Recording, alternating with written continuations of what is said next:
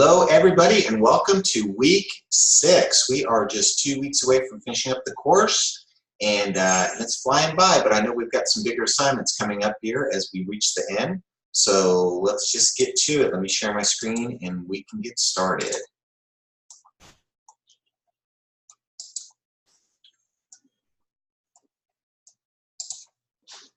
Okay, oops, that says week 5. I'm gonna fix that.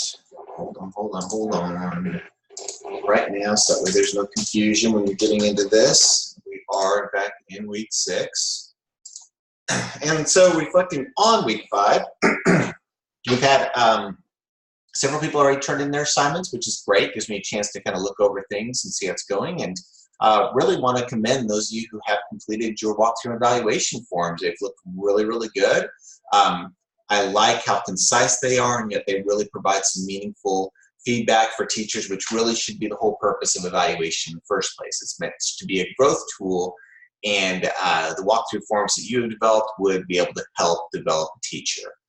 And so as far as like tips and things, just kind of moving forward, make sure you keep an eye on your APA formatting. If you are losing points or getting comments from me about your APA, please make sure you're making those adjustments so you're not losing points for really no reason whatsoever. If you need a refresher, go back to the week 1 Zoom meeting. Make sure you look over that. Also, please be sure you pay attention to the instructions here in the Zoom meetings. I really want to encourage you that, particularly with the assignments, that before you really get rolling with it, you go back to the videos one more time and just fast forward over to that part and just listen to my expectations one more time on there so you make sure that you have it. And this week is really going to be no different. So. Okay, so let's talk about our week 5 discussion. So you're going to notice here that I've got 2 prompts for you. And that's because I'm going to let you decide which one you want to answer, okay?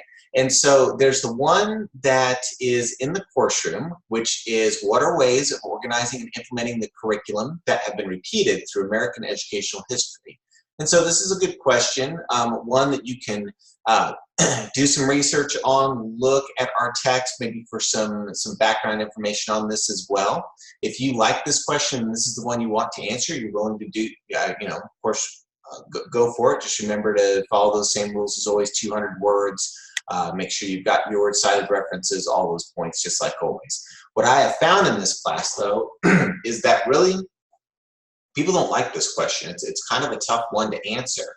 And so I've learned a while ago to come up with another discussion question that you could use instead. So if you don't like that question, if it sounds like it's going to be too complicated, you can go with this second question, which is how would you improve curriculum organization within your school or school district?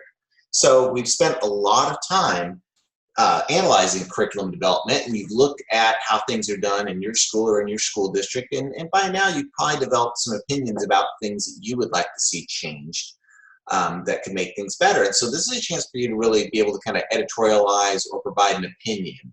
And so going back to the question, how would you improve curriculum organization within your school or school district, and how would these changes benefit the students and the teachers? Because that's really what matters, is making change that would be beneficial for the learning environment and for those the learning environment serves. So this is a very opinionated sort of question. You can still have some scholarly evidence in there, and you should be able to show that like your suggestions are sound, that there's some scholarly evidence to back you up.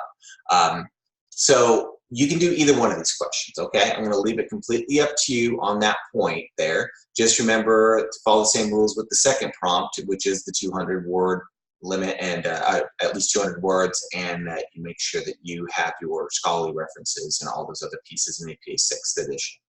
And remember, initial posts due on Thursday, 2 peer responses due on Sunday. Okay, so now we're getting into our assignment for this week.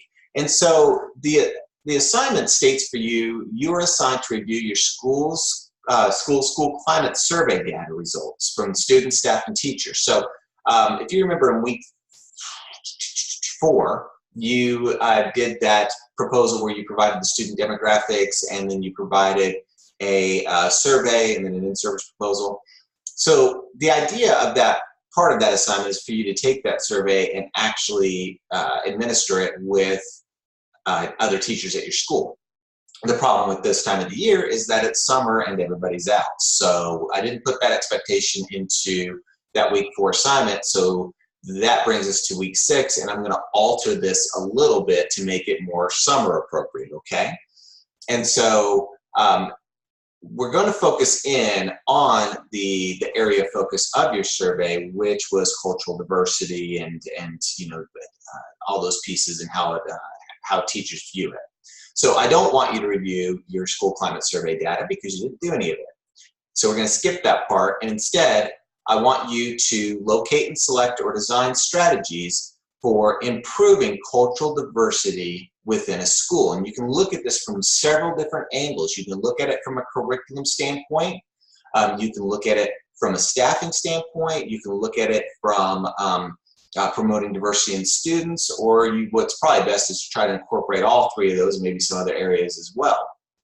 And so locate and select is probably more the area you want to lean to rather than design, being that this should be a fairly new concept and you may not be versed enough to design strategies unless you're ready to back those up with scholarly evidence, okay? So you're going to come up with some strategies. You're going to write these appropriate strategies to improve student learning. In other words, you're going to come up with basically a proposal for increasing cultural diversity within your school. Okay, now for some of you, you may be in a school that is very culturally diverse. You've got quite a range of student demographics there, and that piece is taken care of, but there's always more we can do. How can we enrich that environment even more so? And so that's where you're going with this in particular. So if I'm writing this, I would want to definitely have some background information to perhaps kind of set the stage for the environment that I am developing these strategies for. Maybe tell me a little bit about the school or the school district. And then I would be getting into what kind of strategies you're looking at. Why are these strategies important? How will they enhance the school culture? Is there scholarly evidence to back this up? All those different things like that. And you can do this a couple of different ways. So you've probably noticed with most of our assignments, there's always been the 2 options, the narrative and then the PowerPoint. And I've steered you away from the PowerPoint because it's not really appropriate. This is one where it could be, but I want to just alter these options here just a little bit for you. And so you've got 2 options for how you do this assignment. Option 1 is you can write a paper that's formatted per current APA and is 3 to 5 pages in length, okay? Now that's body content. You notice that that's different than what's in the instructions, which I believe is 6 to 8 pages. So I've dropped that down for you. So you can write a narrative paper, 3 to 5 pages in length, but that's just the body. That's excluding the title page and the reference pages. You don't need an abstract page, okay? This is a small paper, you don't need an abstract page. So that's 3 to 5 pages of body content, and then your title page, and then your reference list. Now, you'll need to incorporate at least 5 scholarly journal articles or some sort of scholarly reference that's been published within the last 5 years. So in other words, if it's older than 2014, you can't use it for this assignment, or you can use it, but you have to have at least five resources that are from 2014 or newer, okay? And so that's option 1 on this. So you can write a narrative, and for some of you, that's going to be the way to go because you're already kind of in that mode. Option 2, you can prepare a PowerPoint or something similar like a Prezi or something like that, whatever your preference is, that would cover each of those topic areas that we discussed in the previous slides, okay? So basically, you can do this through a PowerPoint presentation. So same sort of thing. You could still provide information about the school. You could still provide some context as to what you're wanting to do, you know, tying it into scholarly evidence, all those current research practices, any of those things like that. Your presentation would need to be between 10 to 15 slides, and that's content slides, okay? That's not including your title slide or your reference slide. So 10 to 15 slides, and it really should thoroughly cover all the information we're looking for, and you should have scholarly information embedded into it. That means I want to be able to see in-text citations in your slides. Now, you don't need to have a footnote at the bottom of the slides where you're going to put in your reference. You can save that until the end, and your very last slide should be a reference list, okay? And so the same rules, you'll need to still incorporate the minimum of 5 current within the past 5 years scholarly references within your paper, okay? Now, a lot of people want to go ahead and lean toward the PowerPoint, and that's fine. But I want you to keep something in mind, is that when doing this, your slides need to be thorough in the content without being overwhelming to read. And what I mean by that is don't type up a narrative and just slap it into PowerPoint slides where you pull up the slide and it's just jammed filled with information. That's overwhelming to read. If you were presenting it, you know how a good PowerPoint should look. It needs to have simple bullet points, and it's going to hit the information and hit those highlight points while really making sure that you are being thorough in your explanations, okay? So you got to really, it's a fine line. You've got to be able to walk there between not providing too much information, but not providing too little information. So if you're one of those people who can take your thought and really narrow it down and put it into the slides, then go for it. This is going to be the best way for you. So what am I looking for when I grade a PowerPoint? I'm going to tell you right now, I don't care about graphics, transitions, sounds, any of that other stuff. You can see my PowerPoints are pretty much a background color, and then it's just content. That's all I really care about, okay? So you don't need to take the time to go looking through clip art, looking for pictures of different kids and different backgrounds and all that other nonsense. Skip all of that and put all of your effort into the content, okay? That's what's going to matter the most to me. And don't forget, because people will forget when they do PowerPoints, that you do need to include those scholarly references. Don't forget your reference slide at the very end, your title slide at the beginning, and then your 10 to 15 slides in the middle, okay? So you have the 2 options. Then you can do option 1, which is the narrative, 3 to 5 pages, or option 2 is the PowerPoint, 10 to 15 slides. So it's going to be up to you on that. And so that's pretty much it.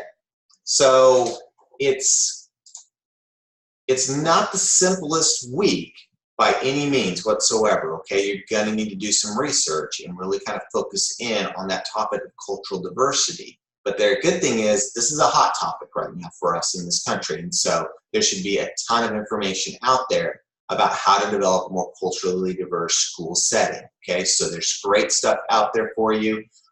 Be really careful when you're doing the PowerPoint. Don't just copy and paste information into the PowerPoint, okay? That's plagiarism. And when you submit it, it will go through the checker that determines how much of your submission is original content and how much is coming from other sources, okay? So I've had people before who's like, hey, I love that idea. They copy, they paste it into a PowerPoint and think that that's how that works. No. It's just like writing. You would not copy and paste into your narrative and just call it good. You would read the information and then translate it into your own language. And that's what you need to do with your PowerPoint too. So I will tell you just from experience, most people probably lean toward the PowerPoint just because they've done so much writing in this class and other classes. So I don't fault you for that. Just please make sure that you're being thorough in your PowerPoint slides without going overboard and just jamming it full of information, okay? I'm going to be really critical on these, so please be really, really careful. That's pretty much it, folks. So if you have any questions, make sure you shoot me an email. Please make sure you're aware of your deadlines for your assignments, and always come back to these videos if you need a refresher on, okay, what was his expectations to be able to do these assignments? I remember that there were 2 different types of prompts that I could use for this week's discussion. What was the second one? Because this information isn't all in your course room. You have to come to these videos to get the information. So remember, after you finish watching this video, make sure that you respond so I know who's watched it and who hasn't. Of course, I'll be able to tell from what you submit as well, but I would prefer you to let me know that you received the information. Have a great week. Got 2 weeks left. Work really hard, and I will talk to you next week.